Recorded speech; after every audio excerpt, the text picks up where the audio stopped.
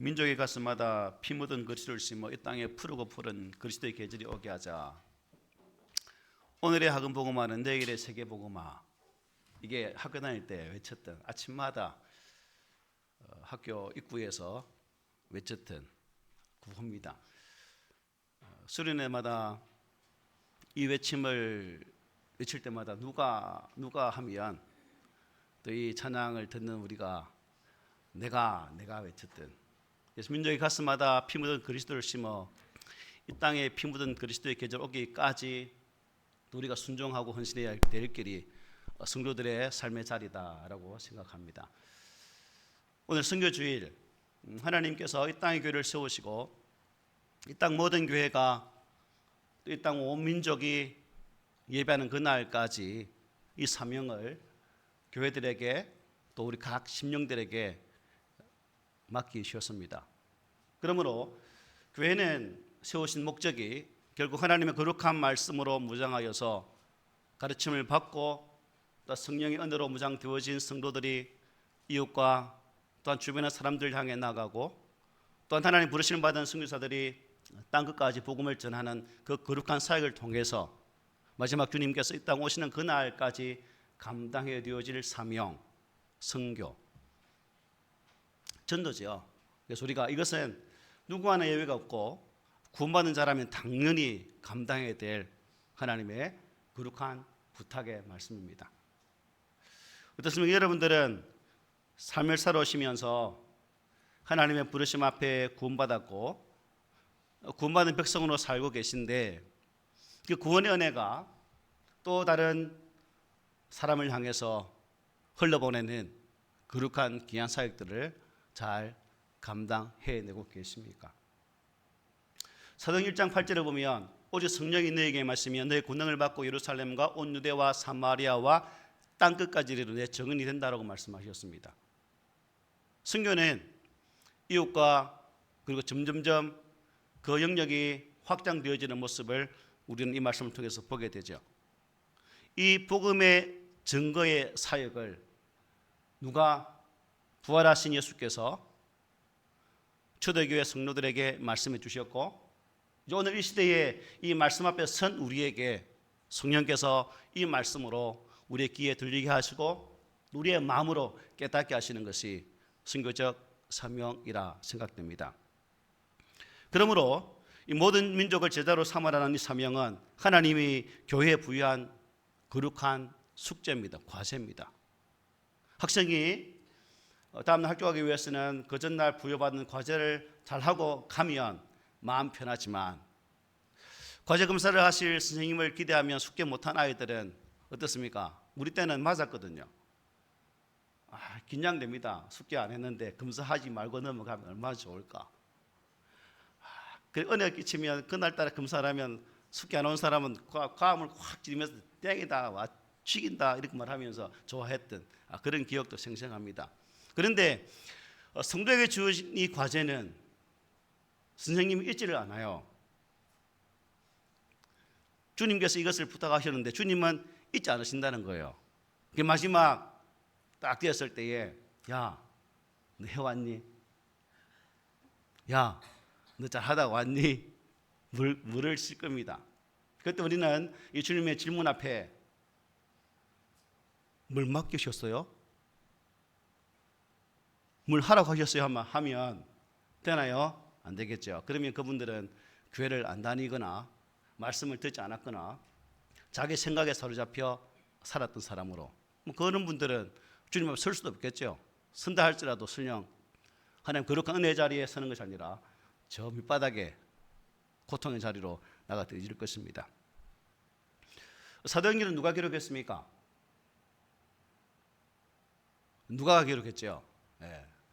제가 답을 다 가르쳐 드렸습니다. 누가가 이 사도행전을 기록하면서 사도행전을 통해서 하나님의 그 교회가 성도들이 복음을 전하는 그 영역을 말하는 데 있어서 예수 그리스도 안에 있는 사람의 속에서만 복음을 전한 것이 아니라 그 영역 밖에 있는 즉 예수를 알지 못하는 자들을 향해 나가는 그 모습으로 이 사도행전을 우리에게 잘 기록해 주고 있습니다.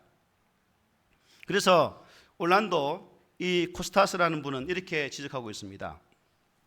교회가 성장했을 때 교회는 성령의 계속 확장하는 역사를 더욱더 경험하기 시작했다. 바울의 선교는 예루살렘 교회 확장의 결과이다. 그래서 선교는 교회의 성장이 이루고 교회의 성장은 더욱 확장되고 심도 깊은 선교 운동을 탄생시켰다라고 이렇게 말씀하셨습니다. 그러므로 이 사도행전에서 교회들의 선교적 증거는 교인들의 이 내적 생명력을 위해서 이 부수적인 것이 아니라 그야말로 필수적으로 감당했던 거룩한 일이었다 하는 것을 보게 되죠. 어느 한 사람 예외 없이 누구나가 감당했던 거룩한 하나님의 역사가 바로 선교였다. 하나님의 교회가 든든히 세워져 가고 또 그 든든히 서감을 통해서 열방을 향해 더 급속도로 파속되어진 것이 또한 이 말씀이었다는 것을 분명히 보게 됩니다. 여러분, 그러면 교회의 사명이 무엇이겠습니까? 교회의 목적. 우리가 방금 교동문을 통해서 읽었죠.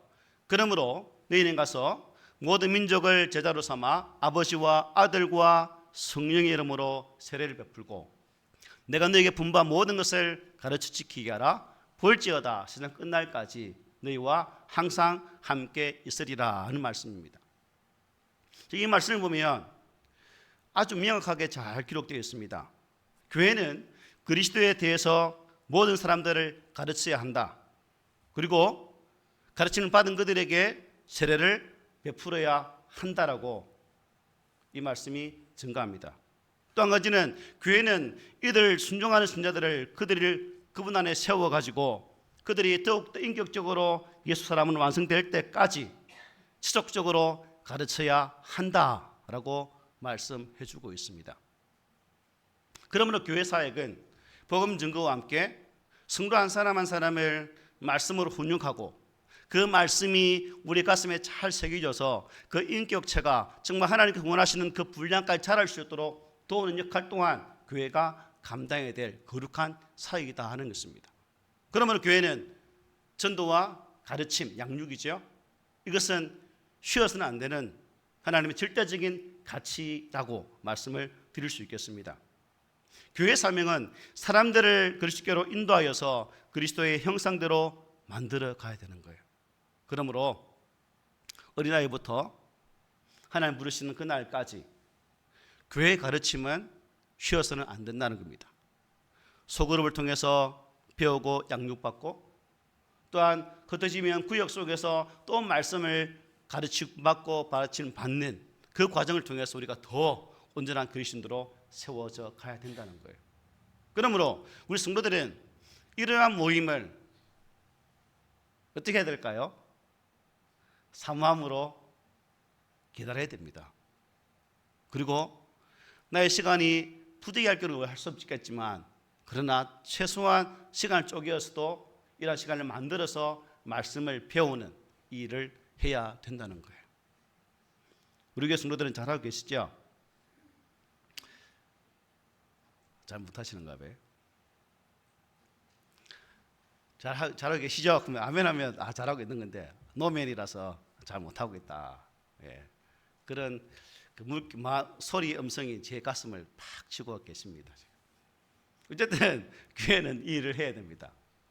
아시겠습니까? 네. 자, 그러면 여러분, 이 선교가 무엇일까? 선교. 세계 전도에 대해서 가장 빈번하게 사용되어지는 용어가 선교라는 단어입니다. 그래서 이 선교란 무엇인가 사전적 교리를 찾아보니 이렇게 되어 있습니다. 일종의 소명, 특히 어떤 종교를 전하고 확산시키기 위해서, 즉 어떤 특별한 섬김을 위해서 특정한 능력을 가진 자를 보내는 행위 또는 보냄을 받은 상태, 이렇게 정의를 하고 있습니다. 선교라는 용어는 신약 성경에는 없습니다. 그것은 내가 보낸다라는 라틴어 미토에서 나왔어요. 미토. 이 미토가 미션이 되어지고 이 미셔널, 즉 선교적이라는 의미로 이렇게 재탄생하게 되는 것을 보게 됩니다. 그러니까 교회는 선교적 교회가 되어야 되고 우리 신앙도 선교적인 신앙이 되어서야 된다는 거예요. 그것이 바로 하나님 뜻입니다. 이것이 내가 구원받은 이유이기도 합니다. 나의 구원의 목적이 뭐라고요? 선교적 사명을 감당하기 위함이다. 꼭 기억하십시오. 그렇다면 여러분, 누가 이 선교에 대해서 책임을 져야 할까요? 누가? 내가 누가 하면 여러분 어떻게 될까요? 내가 해야 되겠죠. 누가? 시원찮구만요. 누가요? 내가. 예수님은 사도들에게 이 대위 명령을 주셨죠. 그러나 그것을 수행하는 것은 그들만의 것이 아니었습니다. 초대교회는 그것이 모든 성도들이 감당해야 될 거룩한 일이었다는 거예요. 오늘날 교회를 보면서 이러한 모든이라는 단어가 점점 참 퇴색되어지는 느낌이 너무나 강하게 듭니다. 빌립은 최초의 봉사자들 가운데 한 사람이었죠. 그러나 그는 나중에 어떻게 이름 명명 받습니까? 전도자 빌립이라는 이름을 얻게 됩니다. 스데반 순교 이후에 교회가 예루살렘으로부터 흩어졌을 때에 그들이 했던 게 무엇일까요? 이 말씀이죠. 그 흩어진 사람들이 두루다니며 무엇을 전하였다는 거예요? 복음의 말씀을 전하였다라고 성경은 증거합니다. 이 흩어진 사람들은 사도가 아니었어요. 왜냐하면 사도들은 그 당시에 예루살렘에 있었습니다. 흩어진 자는 복음을 들고 복음으로 변화받은 한 크리스찬, 한 명의 성도가 흩어졌다는 사실입니다. 그야말로 엄청난 폭발력을 가진 그러한 역사를 한 사람 한 사람의 성도가 성령의 은혜 가운데서 이 일을 감당하게 되었다는 거예요. 계시록 22장 17절에는 예수님께서 제자들에게 주신 그분의 마지막 대위임이 이렇게 기록되어 있습니다. 성령과 신부가 말씀하시기를 오라 하시는도다. 듣는 자도 오라 할 것이요 목마른 자도 올 것이요 또 원하는 자는 값없이 생명수를 받으라 하시더라. 아멘. 듣는 자는 누구든지 믿고 영접한다는 의미에서 즉각적으로 다른 사람들을 생명수회로 인도하라고 말씀하고 있습니다. 누가 그러면 선교사 일을 해야 하는 것인가? 누가? 개인적으로는 모든 그리스도인들이 다 해야 됩니다. 또 공동적으로는 교회가 감당해야 될 사역이죠. 그리스도인들은 가장 먼저 자기 이웃에게 다가가야 됩니다. 또한 주께서 우리 예수 믿는 사람들을 다른 나라에 가라고 부르실지도 모르겠죠. 우리 가운데도 모르겠습니다. 늙음하게 부름받아서 저 선교지 가고 싶습니다라고 하실 분도 계실지 몰라요. 그죠? 감정이 목사님 기대할 걸 기대하세요. 뭘 기대합니까? 라는 얼굴 표정도 있고 혹시 내가? 라고 걱정하는 분도 계실 것 같아요. 어쨌든 우리 가운데 있을 수도 있다 없다 있다는 겁니다. 그래서 만일 그가 외국으로 가지 않는다면 어떻게 될까요? 내가 만약에 간다면 이 시간 성령께서 강력하게 임하셔서 야 효성아 이제 꿈 있는 게 사역을 그만두고 네가 나가야겠다 라고 말씀하신다면 저는 이제 보따리 싸들고 어깨에 메고 이제 나가야 되겠죠. 우리 교회에 주신 사명이라면 여러분 어떻게 됩니까? 목사님 혼자 생고생하고 죽도록 고생하이소 잘 가이소 이렇게 하고 끝내야 될까요? 아 그래 할 거구나. 큰일 났네. 나 안 갈라 안 가 그러면 함께 동력해야 되겠죠. 가든지 보내든지. 그러면 가는 사람은 가고 보내는 사람은 그냥 사요나라 끝내야 됩니까? 아니에요. 보냄에 마땅한 그 직임들을 감당해내야 된다는 겁니다.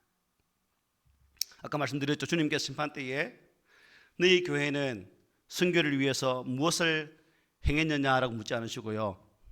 야, 너는 선교를 위해서 무엇을 했니? 라고 물으실 겁니다. 개개인 신자들이 이런 개인적인 책임감을 느낄 때 비로소 그 사명을 완수할 수 있겠죠. 그러나 모든 성도 한 사람 한 사람이 이 개인적인 사명을 느낄 때까지, 또 모든 영혼이 주께로 돌아오는 그날까지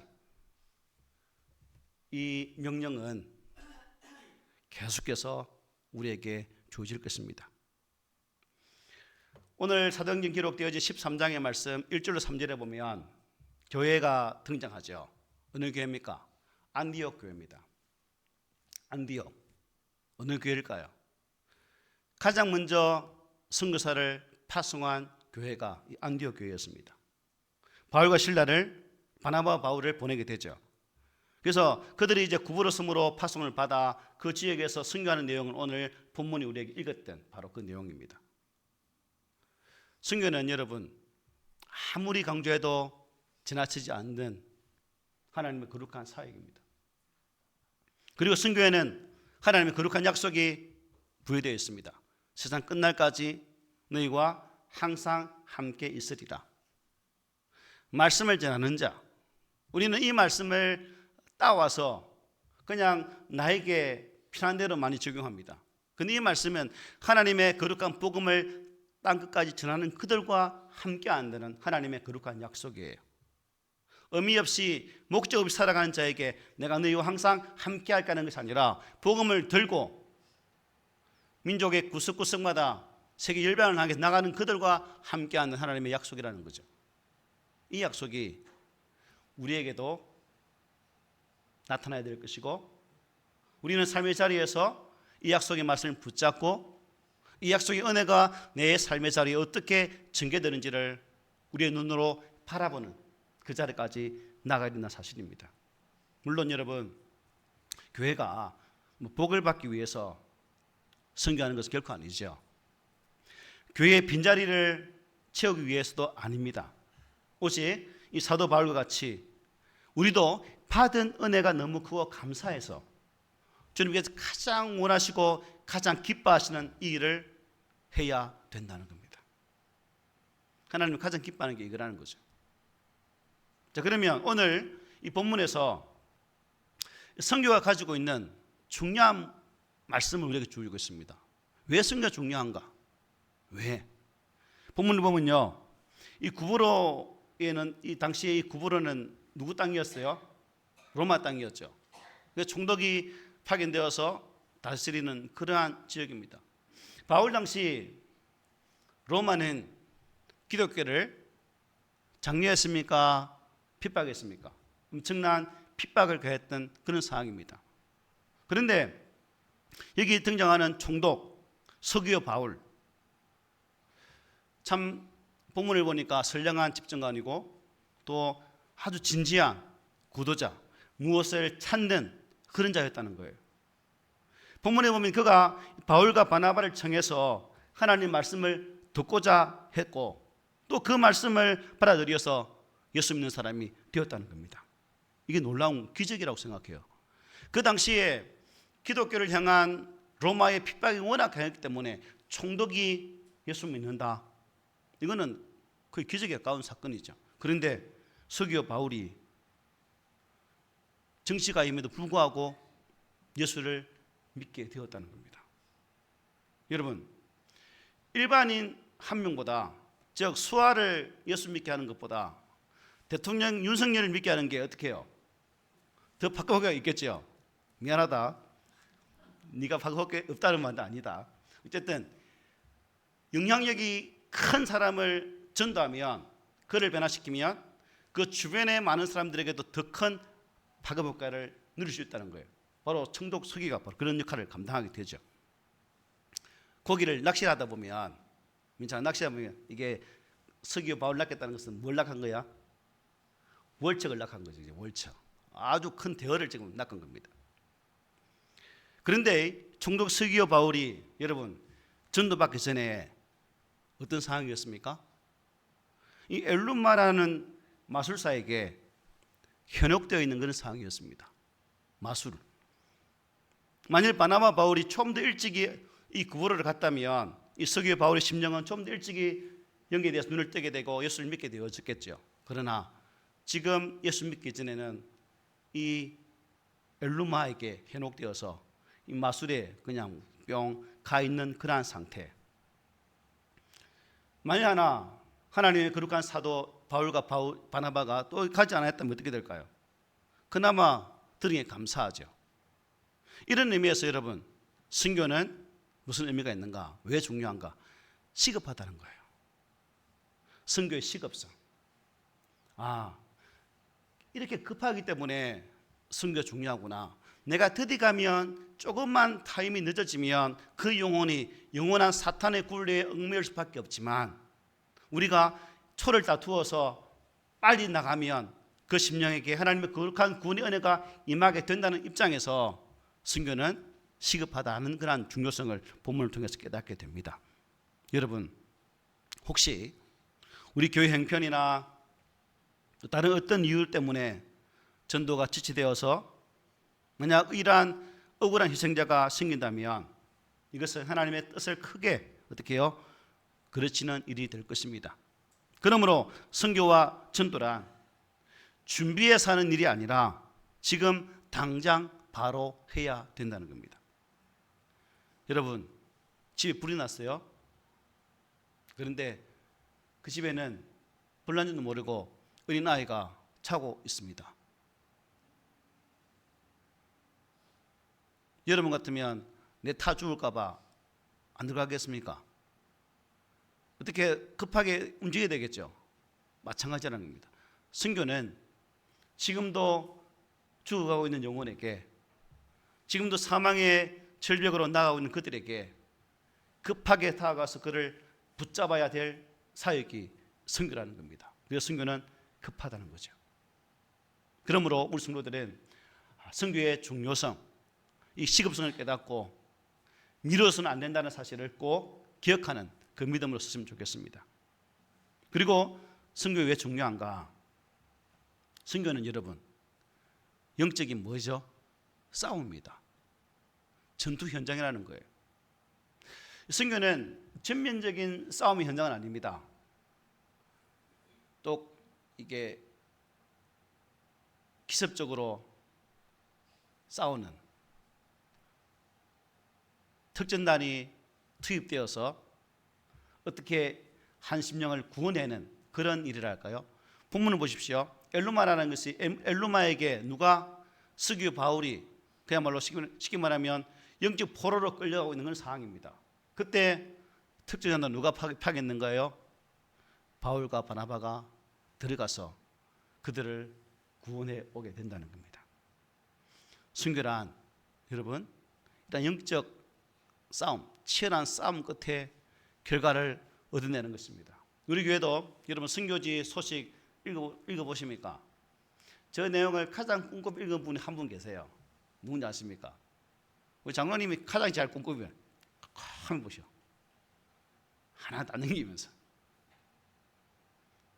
저기 장식품이 아닌데 우리 교회가 후원하는 분들이 어떻게 사역하고 지금 어떤 사역 현장에서 우리에게 무엇을 요청하는지를 기록한 선교 편지예요. 읽어보면 정말 급한 내용도 있고 또 우리에게 기도가 필요한 부분도 저 내용 속에 다 담겨져 있습니다. 이러한 선교의 최현장에서 싸우는 그들이 우리에게 이 전투의 싸움 현장에 도울 것을 요청해오고 있다는 겁니다. 여러분, 선교는 결코 여유에서 사는 거 아니죠, 그죠? 사느냐 죽느냐의 문제입니다. 어떤 땅 한 평을 차지하기 위해서 하는 것이 아니라 그 영혼이 죽는 것인가 아니면 그 영혼이 살릴 것인가에 대한 문제가 담겨있기 때문에 이 싸움을 우리가 다 감당해야 된다는 사실입니다. 전쟁을 하면 강인이하고 민창이는 이제 예비군이라서 바로 동원대에 가겠죠. 저는 민망해도 제대했거든요. 저 스스로가 이제 입대해야 되는 상황인데, 지금 이스라엘과 우크라이나 보면 우크라이나 같은 경우는 이제 무기도 없고 싸울 사람도 이제 아예 없어진 것 같아요. 이스라엘 같은 경우는 전쟁 나면 어떻게 하던가요? 외국에 공부하는 사람들까지 다 들어갑니다. 이렇게 싸우면 내가 가지고 있는 것도 포기하는 그날 때가 있을 수 있다는 거죠. 왜? 우리 모두가 동참해서 싸워야 할 전쟁이기 때문에. 그래서 이 선교는 전투적인 입장이기 때문에 중요하다는 겁니다. 빨리 싸워서 영혼을 구원해내는 그런 작업이 있어야 된다는 거죠. 근데 우리가 여러분 이것을 보면서 이 전투하는 장면 속에 우리가 간혹 전쟁 영화 보잖아요. 꼭 그 영화 속에는 어떤 사람이 한 명 등장합니까? 속된 말로 띨빵한, 약간 모질한 꼭 그런 사람이 등장해서 그 전체 어려움을 더 힘들게 만들어요. 그렇죠? 왜 이 말씀드리냐면 우리는 이 거룩한 싸움에 있어서 그 영화에 등장하는 어떠한 한 사람 때문에 전체 대원들에게 고통을 주고 아픔을 주고 사망을 주는 그런 자가 아니라 함께 동력해서 이 싸움을 함께 싸워가자는 겁니다. 이 싸움에는 예외가 있을 수 있다? 없다는 거죠. 여러분 항상 기억하십시오. 그리고 오늘 본문을 보면 또 중요한 사실을 발견하게 됩니다. 그 뭐냐면 선교가 정말 이 바울과 바나바가 지냈던 이 선교의 모습은 너무나 순수했다는 거예요. 여러분 이 마술사는 엘루마는 왜 총독 서기오 바울에게 접근해서 그와 함께를 원했을까요? 자신의 개인의 유익이죠.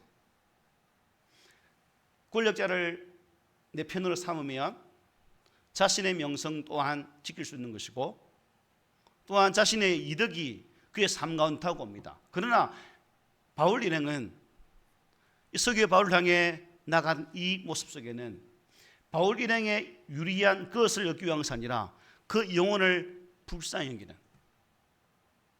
지금 전하지 아니하면 이 영혼이 영원한 죽음의 굴레에서 벗어나지 못하기 때문에 그 영혼을 불쌍히 여기는 마음으로 내가 받은 그 은혜가 이 심령에 흘러가기를 원하는 그 간절한 마음으로 서기오 바울에게 말씀을 전하였다는 거죠.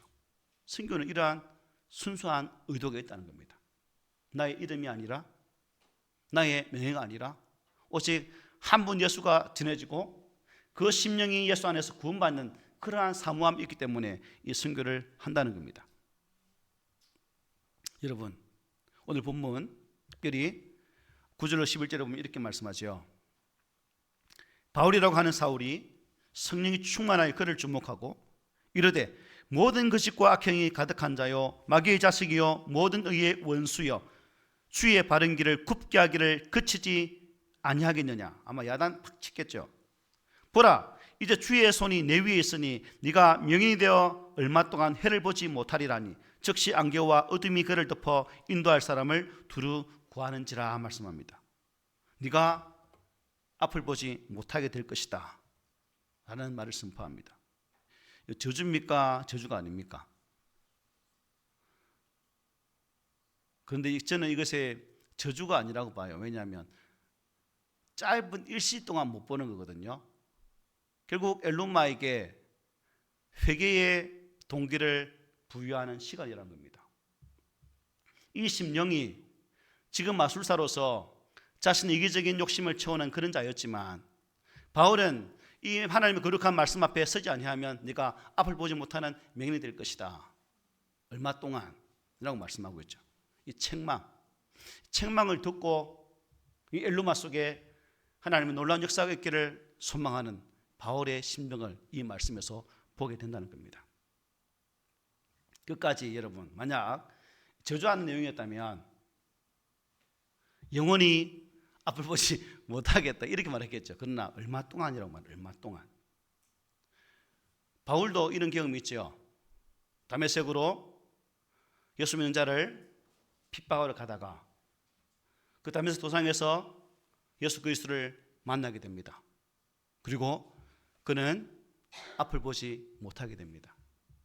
그 캄캄한 상황 속에서 빛 대신 예수를 만나게 되어지고 변화받은 이 바울이 이제 세계 선교 역사에 중요한 역할을 감당하게 되어졌다는 사실입니다.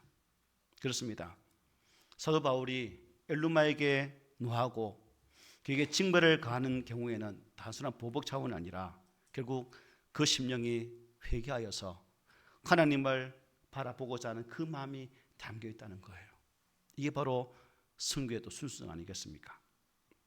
그건 유감스럽지만 선교 동기를 보면, 우리 기독교 역사를 보면 이 선교가 이 순수성을 잃어버릴 때도 참 많았습니다. 식민지 개척 시대에 선교사가 앞장을 서서 그 지역을 안내하고 또한 정복할 수 있도록 도왔던 그러한 때도 있었습니다. 그런 아픔의 역사가 있었기 때문에 동남아나 아프리카나 이런 지역에서 선교를 거부하는 그러한 지역도 지금도 있다는 사실입니다. 어쨌든 여러분, 하나님 일이란 이러한 순수성을 잃어서는 안 되겠죠. 우리가 복음을 전하는 것도 교회의 사이즈를 키우기 위한 것이 아닙니다. 우리가 복음을 전하는 것이 단순히 교회를 키우고 사람 숫자를 늘리고 재정적인 어려움을 극복하기 위해서 그런다면 이미 그 전도는 순수성을 잃어버린 상태입니다. 그러나 교회의 사이즈도 이 재정적인 측면도 사람의 수로 다 제시하고 다 제껴두고 오직 하나님의 거룩한 복음으로 그 심령을 변화시키고자 하는 그 열정들이 우리 가운데 있어야 된다는 사실입니다. 여러분, 교회는 처음부터 선교를 위해 설립되었습니다. 그러므로 오늘 사도 바울과 바나바가 구부로를 나갔는데 오늘 내가 나가야 할 구부로는 어디일까? 한번 생각해 보십시오. 그리고 오늘 내가 만나야 할 서기오 바울은 누구일까? 한번 생각해 보십시오. 그리고 더 나아가서 나의 선교 현장에서 내가 만날 그 사람 속에서 이 바울과 바나바처럼 바로 우리가 그러한 자가 되어야 된다는 것입니다. 선교가 시급하다는 사실, 또한 전투적 상황이라는 사실, 그리고 순수성을 잃지 않고 나갈 때 하나님 교회는 온전히 설 수 있습니다. 끝으로 신학자 조지 피터스가 이렇게 말했습니다. 바울은 복음을 전하러 가는 곳마다 교회를 설립했다. 물론 그것은 단지 교회 자체만을 위한 교회가 아니었다. 바울은 그 지역 공동체 안에서 복음화의 중심이 될 수 있는 살아있는 세포를 심기 위해 복음을 전했다. 살아있는 세포. 여러분은 살아있습니까? 우리가 살아있는 세포가 되십시다. 우리 꿈 있는 교회가 해야 될 일은 바로 이 사명입니다. 만약 교회가 자신의 선교적 의무를 수행하지 않는다면 그것은 더 이상 교회가 아니다라고 말씀드릴 수 있어요. 나 또한 개인의 교회가 하나님의 거룩한 복음을 무장하지 않는다면 나 또한 온전한 성도로 보지 못한다는 사실입니다. 오늘 선교주일 하나님의 거룩한 이 명령 앞에 우리 꿈 있는 게 모든 지체들이 하나님의 이 부르심의 사명을 완수하는 그날까지 한 사람도 예의 없이 모두가 동참해서 주님의 그 오심을 앞당기는 이 거룩한 사역에 쓰임받는 그러한 성도가 되시기를 오늘 말씀으로 권면을 드립니다. 아멘.